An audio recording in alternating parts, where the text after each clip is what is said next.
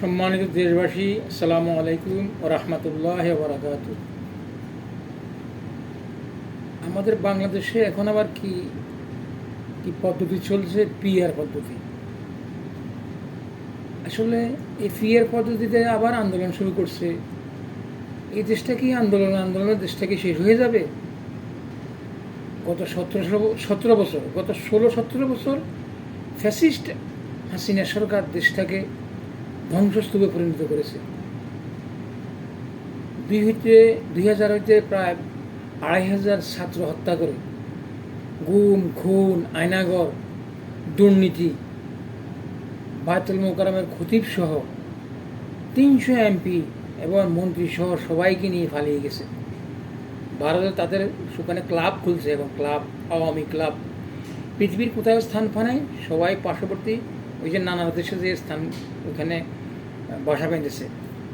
সম্মানিত দেশবাসী, আপনারা একটু চিন্তা করুন, দেশকে বাঁচান। আমি একজন রেমিটেন্স যোদ্ধা, আমরা দেশ থেকে রেমিটেন্স পাঠাই, আর আপনার দেশে আবার নতুন নতুন বাইর করছেন পিআর পদ্ধতি। এই পিআর পদ্ধতি নেপালেও হয়েছে, বারবার সরকার পতন ওখানে।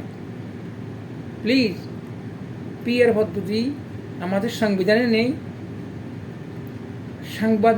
সাংবিধানিক কাঠামোর বাইরে, অর্থাৎ সংবিধানকে সম্মান করা উচিত। সংবিধান অনুযায়ী দেশে নির্বাচন হবে। এই পিআর পদ্ধতি সংবিধানে নেই। অসাংবিধানিক সিস্টেম লইয়ে শুধু খামাকা আন্দোলন, নাচানাচি, এগুলো করার দরকার মনে করি না। দেশটাকে বাঁচান, দেশটাকে একটু স্থিতিশীল করেন। আন্দোলন সংগ্রাম আর করেন না, দয়া করি। গত 17 বছর করেছেন আন্দোলন সংগ্রাম, ছাত্রদের উদ্যোগে। আল্লাহর এক উসিলায় যাক, স্বৈরাচারতন্ত্র দেশ থেকে বিদায় নিয়েছে। গণতান্ত্রিক পর্যায়ে ইলেকশন হবে। আসুন, গণতান্ত্রিক পর্যায়ে ইলেকশন করেন। আপনার মতামত আপনি প্রয়োগ করেন। আপনার ভোট আপনি দিবেন, যাকে মন্দ তাকে দিবেন, যাকে খুশি তাকে দিবেন। এই উদ্যত্ত আহ্বান রেখে আমি আমার বক্তব্য শেষ করছি। আল্লাহ হাফেজ। স্যালুট আপনাদেরকে।